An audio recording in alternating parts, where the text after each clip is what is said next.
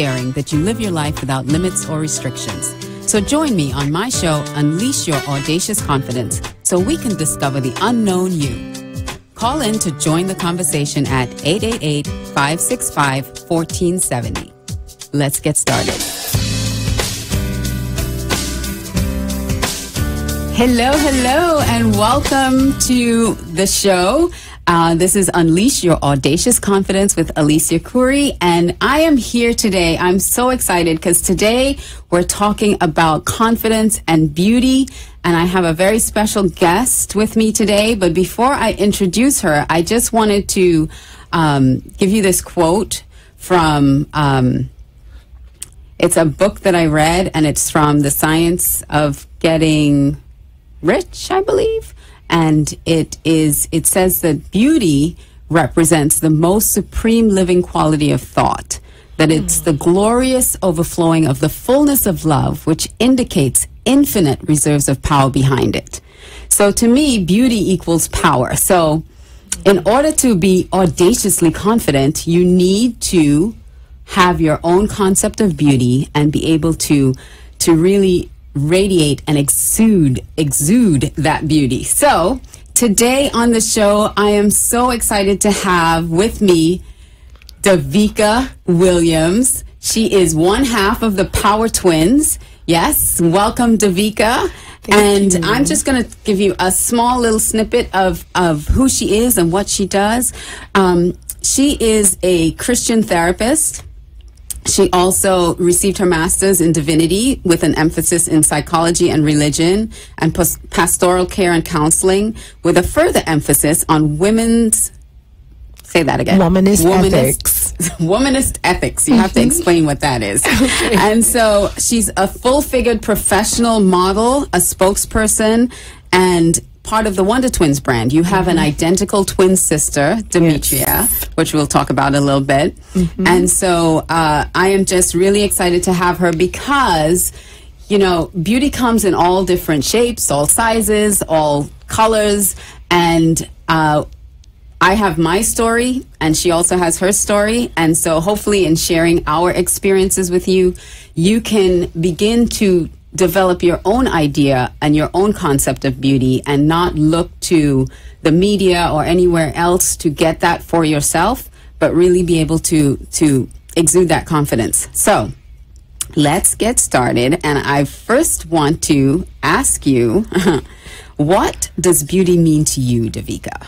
Wow, after hearing that dynamic quote, it kind of shifts my thought in regards to beauty, because for me, beauty is the inner being and how it radiates, how it illuminates in you. So for me, beauty isn't just a physical manifestation of how your eyes and your lines come together, but it's really the core of who you are.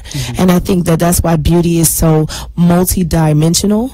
And to me, beauty is universal because of that, because it comes from the core of who you are and it radiates outward. Yes. So it has to come from in, out. I know so many people look at the aesthetic, they look at the outside, and they say, oh, you're beautiful, but then I've worked as a makeup artist on so many people that have so much insecurity, and I understand that because I came from that place. But they have so much insecurity in their own beauty, even though they look aesthetically beautiful, they don't have it radiating from the outside. And really, that's where true beauty comes from, when it's able to radiate from the inside out. So what is your personal concept of beauty?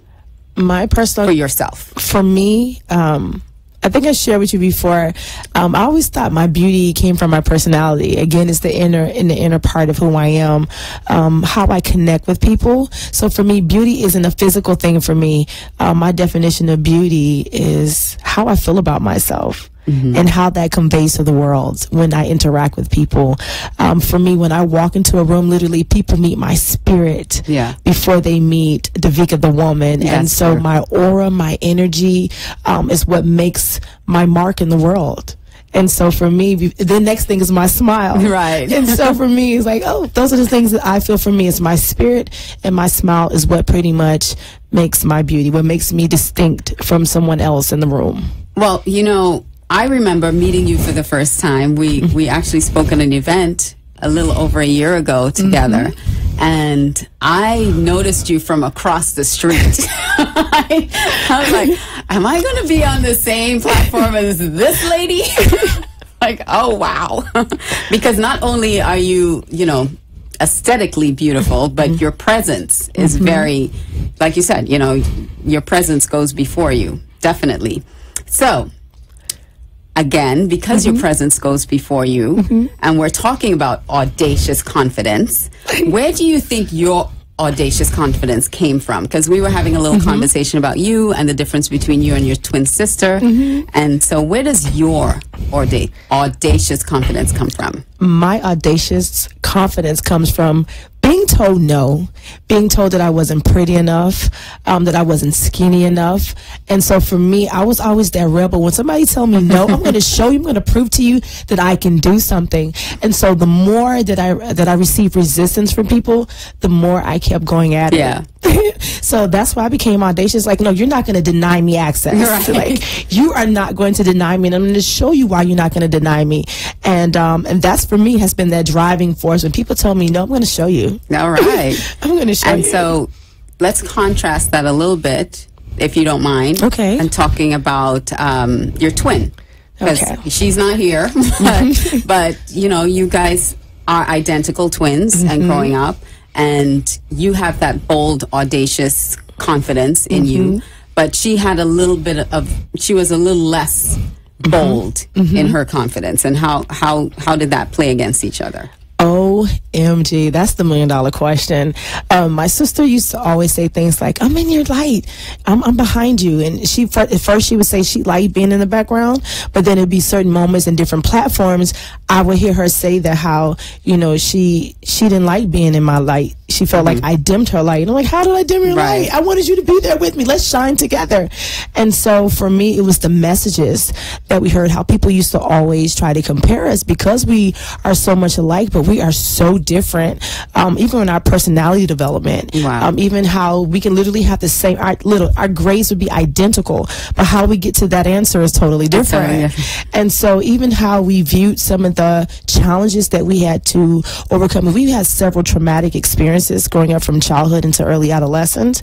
And so how I did the framework to work through that emotively, Demetria, she internalized it. And she became more reclusive, and she didn't find the positive things out of that and our resilience to overcome those things. She didn't see the glass half full, she saw it half empty. And so in doing the work that we've done, even exploring the conversations about body image and beauty, she has a chance to reauthor that. And so to see her emerge, to see her own her little audacious and boldness and her feisty personality, she's comfortable with her quirkiness, and she's comfortable with being witty. She at first she's the funny. She's so funny. She's witty. Hilarious. She doesn't have as much tact as I do. She's a little bit more refined than her. But you know what? It's okay. Because there was a point in time Demetria wouldn't speak from her heart. And so I'm like, well, you know what? That's where you are. And eventually you will get a little bit more tact when you know different contexts. But she is the funny one. I always took myself too seriously. And she taught me how to kind of lighten up a little bit. So as twins, at least, well, you said, you know, you have a common experience, but both of you had very different experiences, even though, you know, you're identical twins and you have a common experience. And that's a really interesting dynamic. So, the two of you did get into modeling. I pulled her into modeling. You pulled her into modeling. I pulled her into modeling. So we're going to talk a little bit about body image issues, because that is one of your platforms, you know, having a positive body image. And so how did you come about gaining a positive body image when everything out there, you know, is against you, number one, and number two, you're pretty much blazing a trail for yourself, right? Because nothing out there at the time that you were modeling looked like you. So what gave you the courage to step out and really say, we're going to be models?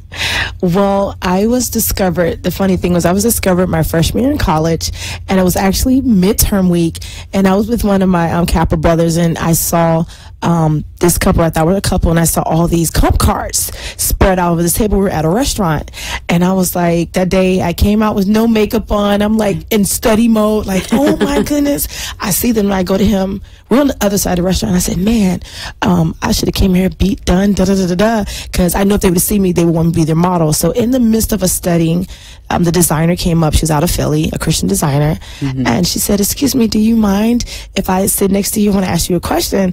And I'm like frozen like the deer with the lights going on. And I was like, sure, you can have a seat. And she goes, have you ever considered modeling? I was like, are you serious? She says, well, look, I'm looking for a signature plus size model, and I think you are my girl. And I was like, yes, I'll be honored. Like, when can I sign up? Let me look at the contract. Like, I was already ready to go. I was ready to go.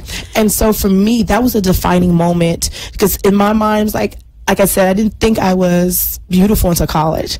And so for me, growing into a young woman and people seeing me outside of my leadership roles, but actually saying, oh my gosh, you're beautiful. Can you give me beauty tips? How did you put this outfit together? I worked at Lane Bryant for years. So I was like the style expert, all the mannequins. Like I dressed all the mannequins. So everyone came in the store like, I want that outfit like that. So my store manager was like, listen, you're going to do all the mannequins. You're going to do all the displays. So I had an eye for fashion. And so for me, what used to bother me is going to the store outside of Lane Bryant and they didn't have what I want. Like, my fashion concept of beauty was not in plus size clothing.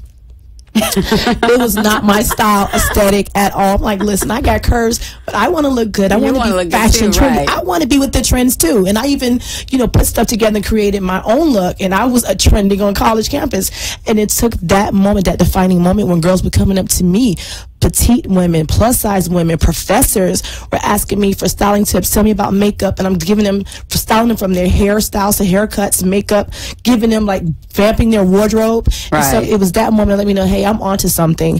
And so what I've learned in being present with other women, including myself, I didn't see somebody that looked like me on TV. Right. And that's why I didn't go for, I wanted to be in communications, because I saw myself wanting to be in front, not behind the camera, but in front of the camera. But I didn't see a curvy girl at that time. And so in my time of modeling, I've worked with some of the biggest brands for plus size fashion, and I was the only staple model for the designer I was working for.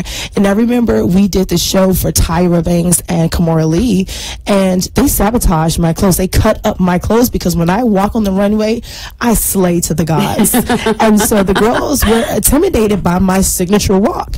And so I only wore one piece in that fashion show, and I owned it. And that piece, she basically, she had like over 10 people that wanted to order that look. Right. And so I was off, like, that look sold off the runway. And so they tried to sabotage me, but I still wound up selling that entire look. But that's not the only time you've been sabotaged. You've been sabotaged. Even in college for Queens for pageantry, where people like, they didn't want a fat girl or a plus size girl to represent them. I had the grades, I had the look.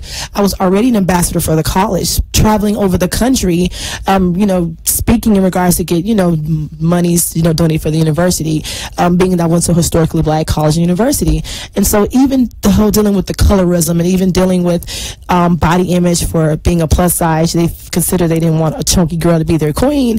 It broke my heart, but it didn't stop me. I still kept going for them, and I killed them in the pageants by landslides. It was like, yeah, you may take the title from me, but I'm going to make sure that I'm in there so other girls on the campus who support me can see that there is someone who's bold enough to say that I'm going to still be in the number. That's right. So it's all about audaciousness. It's all about owning who you are and stepping into that, and not allowing other people to dim your light, not allowing other people to take that away from you.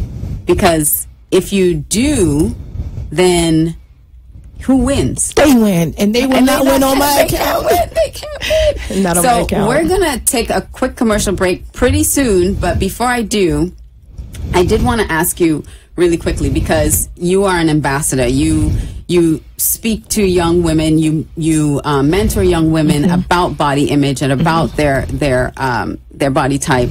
So when we come back, we are going to dive into that a little bit more. Okay. And so we're going to take a quick break. We'll be right back. See you in 2 minutes. Hi, I'm Alicia Couri, and you know me from my radio show, Unleash Your Audacious Confidence with Alicia Couri. If you lack confidence and boldness to really go out there and conquer the world, I'm here to share this valuable resource. In my book, Your Signature Style, Unlocking the Confidence, Style, and Influence of the Savvy CEO, I'll take you through a process where you can release your fears and embrace your femininity as a powerful tool to unleash your audacious confidence and win. This is where it all began for me, and I want to share it with you. Get your copy today at acradio.live. Bring out your beauty and confidence from the inside out. Buy this book today at www.acradio.live. Have you ever dreamed of owning your own online business? Start your business now. It's fast, easy, and free. Just sign up at mylife.net. You'll get a free personal business coach who will support you every step of the way. We'll help you sell products and services from our amazing product line in 4 life-based categories that can make you money. Your free business also comes with all the tools you'll need to be successful. Take control of your life with My Life. Sign up now for free at mylife.net. You're listening to Unleash Your Audacious Confidence with Alicia Couri. Now, let's get back to the show.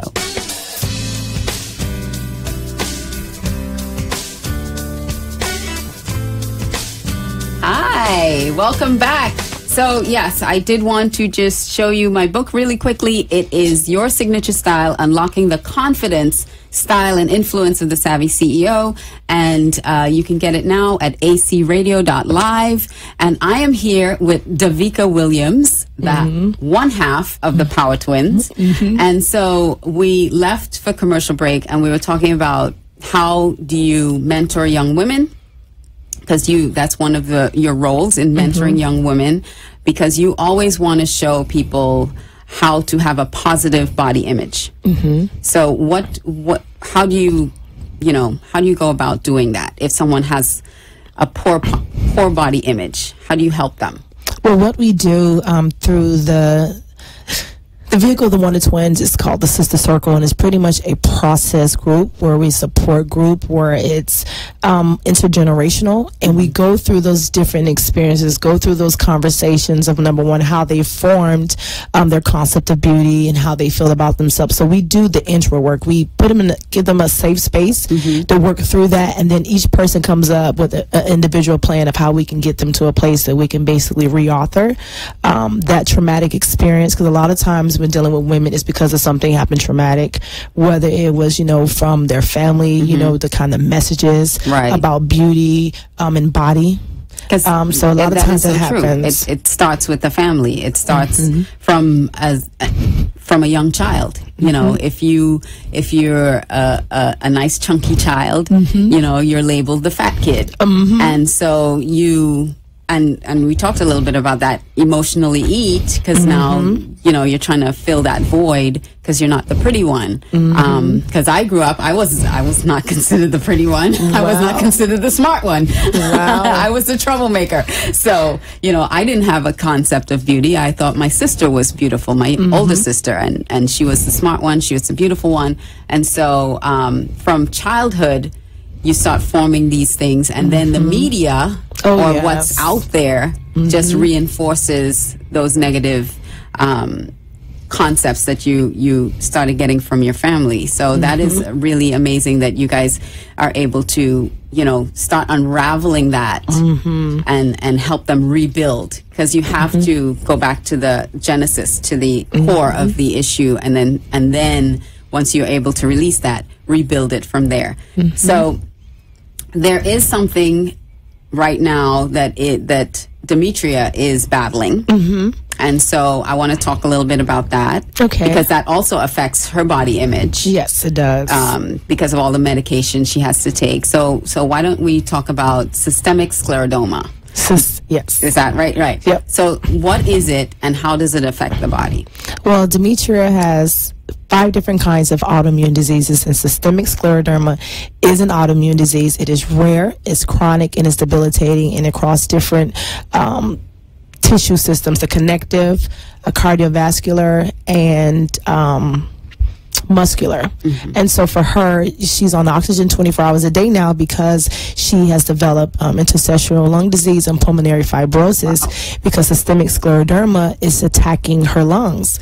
So what is systemic scleroderma? Scleroderma is the hardening of the skin, is an overproduction of collagen. So essentially what the disease is doing is literally causing her skin over her lungs. It's like a suffocating, it's hardening it. So with that, the forms of treatment, there's only 3 types of treatment. There is no cure for it.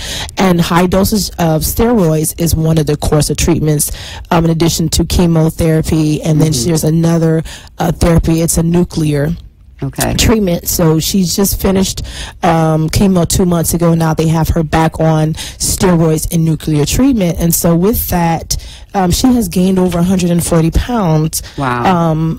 In a little over a year, and say the past year, the past 120 days, is about 80 of those pounds.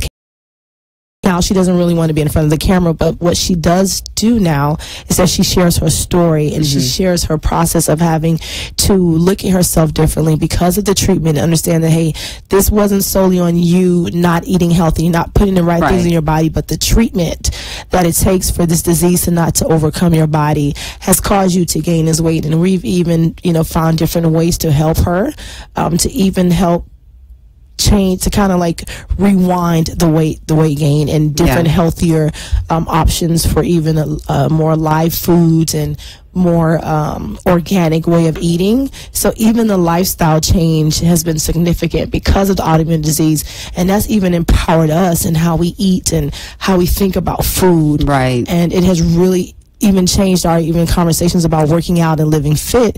And so because of that, I've lost about 60 pounds. And so I'm all on this. Thank you. I'm all on this Curvy Girl Fit. And my thing to plus size women and curvy women is like, hey, embrace your curves and love your curls, but let's be healthy. Let's put the right foods in our bodies. Right. Let it not be for a superficial thing, but for a health thing. Right. Being that boss moms. Emotional eating. Yeah, the emotional eating. And that's not a good thing. And let's work on our emotions and not use food and other things to comfort us. Yeah, that's how we get addictions. But Demetria has a fighting spirit. Yes. She has, like you said, she's got a sense of humor. She's got that fighting spirit. So nothing can keep that good girl down. Yeah, she has her days, and I'm like, wait a minute, I need that fight. Yes. Or when she's fighting me, I'm like, hey, I need you to fight this, and don't fight me. So we have those moments of support, and we anchor each other. And how can we, listeners, viewers, how can we get involved in, because you went to Capitol Hill? Yes, we went to Capitol Hill to rally for monies to be in support for funding for research in scleroderma, because scleroderma is one of those rare diseases that's on their list, but there's only $1 million, and they need more money because cancer is the big disease that they put a lot of fun, all the money in there. And there's other diseases that are wiping out Americans. Here in America, it's about 300,000 Americans are diagnosed with scleroderma, and worldwide 2.5 million worldwide sufferers with scleroderma. And it's something that is catching up in women. Particularly women are adversely affected with autoimmune diseases from their teens to about early 50s, and it's over 200 different forms of autoimmune diseases. And if you want to kind of get an idea about scleroderma, they call it the cousin to lupus, and how it affects the body. And so our message is letting women know, hey, if you see things in your body changes, if you see yourself all of a sudden you're fatigued, if you see you're not feeling good, go to the doctor. And we're telling people, go get checked out, because what kind of blood test can you take? It's it's the rheumatoid levels. So you have to go to like your primary care physician can check your rheumatoid levels, or you specifically go to a rheumatologist, a physician to do that for you. But your first thing would be check your primary care physician and have them to check your rheumatoid levels. Thank you. All right. So ladies, listen up. And so, we talked a little bit about this too, but what is the one piece of advice? What is the one piece of advice that you would have for a mom or a young woman who is kind of battling that body image? If a mom has a young girl who has body image issues, or a young woman has body image issues, what piece of advice, having gone through that yourself, do you have for young women or moms? What I have had to do, in particularly in Afro-Caribbean communities that a lot of my work is done, really encourage the mothers, number one, to listen to their daughters and allow them to have a safe space to be authentic with their daughters, because a lot of times mom too went through that, and it's pretty much the core of them breaking that cycle and connecting with their daughter on a deeper level, and allow them to be real with each other. And a lot of times in those Afro-Caribbean communities, mommy is not having those kind of conversations with their daughters. So that is work in itself. And in that, a lot of times you see them connect on another level, where I've had clients where they were at odds with their mothers because they started having those conversations, and their mother said, you know what, as the baby boomer generation of dealing with millennials or Generation Xers, they find the commonality and the mutuality into each other, and it has been a beautiful thing. And it's the whole thing of allowing them to be authentic with each other, and be vulnerable. No judgment. And no judgment. That vulnerability piece. That's awesome. So, and as young women who may be battling that alone, thinking that they're alone, how would you give them any advice? I'm big on connecting with other women and showing up with other women.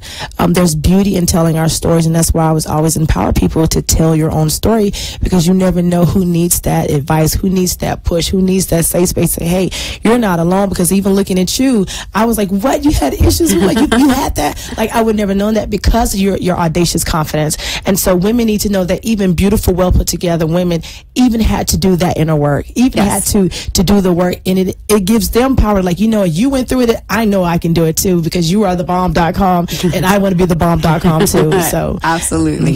You know, it's I said on the last show that some women are born with it, with that audaciousness, like you, obviously. Thank you. But your twin sister wasn't, you know, and had to work on it. So there's no shame in having to work on your confidence. There's no shame in having to actually use tools and techniques to help you develop that. And so that's what I want to encourage you to do. And those of you listening, I want to encourage you not to give up, you know, that you can reach this place. You just have to be willing to do the work to get there. So thank you so much, Davica, for joining me today. And I hope to see you guys next week on another show, Unleash Your Audacious Confidence with Alicia Couri. Thank you so much. I love you guys. Thank you for listening. I didn't get to have you call in, but next time. Next time. Okay. Thanks a lot. Have a great, great evening and the rest of the week. Bye.